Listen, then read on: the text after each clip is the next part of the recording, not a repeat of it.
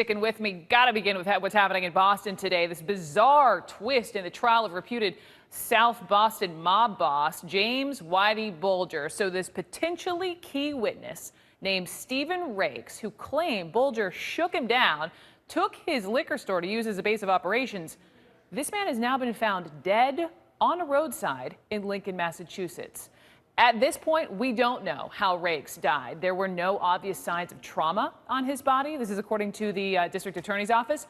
But Rakes had waited decades for the chance to testify against Whitey Bulger. And news of his death comes on the exact same day that Stephen the Rifleman Flemmi took the stand, coming face to face with his former partner, Whitey Bulger, for the first time in 20 years.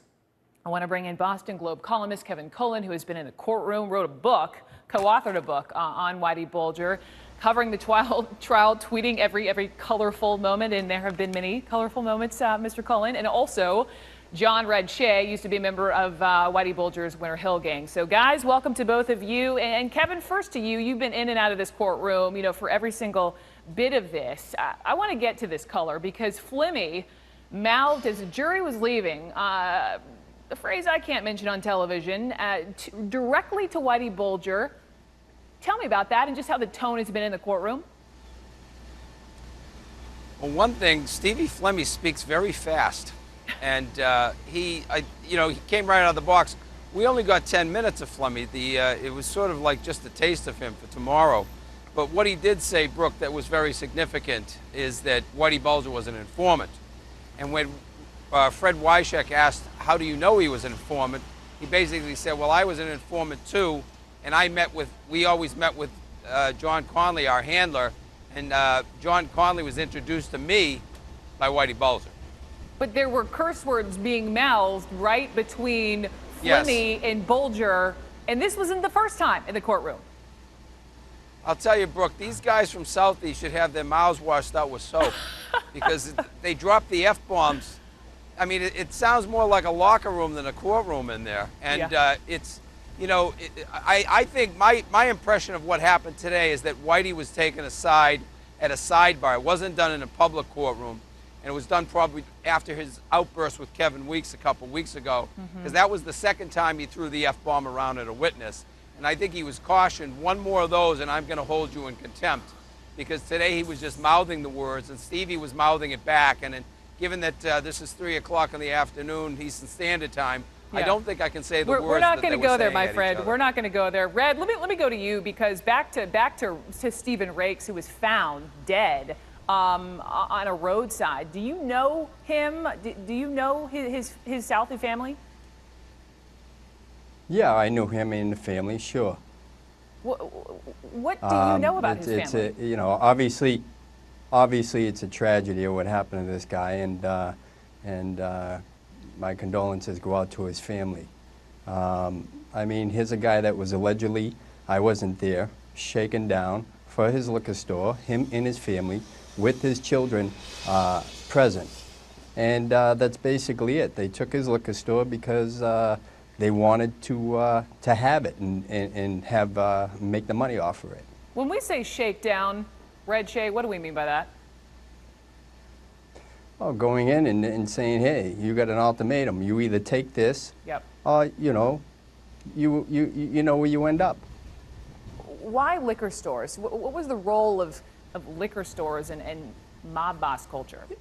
Well, the liquor store was a base for them to clean and wash their money, of course.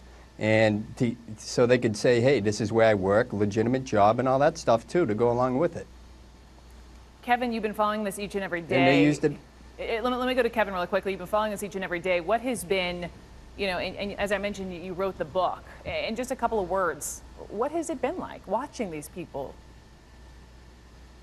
Well, I mean, it's sort of like history unfolding in front of us, and some of it we know and some of it we don't. But I just add one thing on Steve Rakes, Stippo, as we knew him.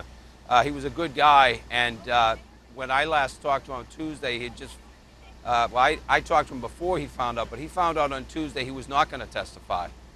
And he was very close to Steve Davis, whose sister Debbie is one of Whitey's victims. And Steve Davis told me that Steve Rakes was very upset Tuesday night when he was going home. And when Steve Davis called him yesterday, he didn't call him back. And Stippo always called Stevie Davis back. So Stevie knew something was wrong. So he told me he went by the house in Quincy today and nobody was there. And then we found out about an hour later that they had found Stippo's body yesterday in Lincoln. Kevin, let me ask you about Stippo. If you were just on the phone with him on Tuesday, and we don't know yet how he died. No, I saw him at the court. You saw him at the court. On you saw him at Tuesday. the court. What are you hearing as far as what might have happened? We don't know. We don't have a cause of death now. The police said there was, or the district attorney's office said there was no sign of obvious trauma. Now, there's already been crazy conspiracy theories out there suggesting he was killed, and there's no evidence to suggest that at all. But all we know is that Steve showed up at court every day for this trial. I saw him every day. I talked to him at length, actually, on Monday, and he was talking about, I asked, I said, Stevie, when are you up? And he goes, he said, late this week or next week. And he goes, I think I'm one of the last guys, meaning the prosecution witness.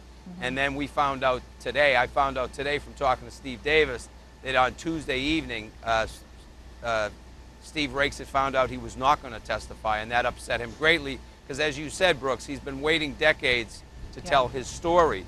And Kevin Weeks, gave a different story, and he wanted to rebut that. So many people are telling their stories. Red, you have such a story to tell. Why not put you on the stand? Well, first of all, I refuse to go on the stand.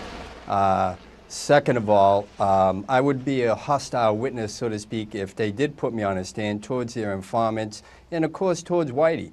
No doubt about it, to both sides. But that said, let's get back to Rakes. Here's a guy that was ready to go testify, who was a victim along with his family, was waiting many years, as Kevin said, and he never got the chance. And the reason why he never got the chance is because Kevin Weeks had a different story about the encounter that happened. And he wanted to tell his story. He wanted to tell the story how it was true. And actually, Kevin was put on the hot seat for that. And he was asked why he didn't twisted it. And he said because he didn't like Rakes. So, I think this really caught up to this guy. It's a sad day for his family. Kevin, final question to you. Listen, Whitey Bulger was on the lam for years and years. We come to find out he was living a couple blocks from the beach in Santa Monica with his girlfriend. What's the sense just in the city of Boston over this whole thing? Well, I mean, I think it's a mixed bag. I think I've heard from people who were fascinated by it. I know that the number of Twitter followers I've had has more than tripled since I started covering the trial. And yet I've heard from people who are sick of it, Brooke. They're really tired of it, and they're tired. I actually wrote a column the other day talking about that it's sort of a joke that they bring this guy in a big cavalcade to and from the court every day, and he's inconveniencing drivers because they have to pull over and let his motorcade speed by. So, I think some people are glad we're here at this sort of denouement. It's at the end. And but there's a lot of people, yours truly included, will like to look in the rearview mirror at all this. Kevin Colan, thank you so much for joining me at the courthouse there in Boston. Red Shea, a pleasure. Gentlemen, appreciate it.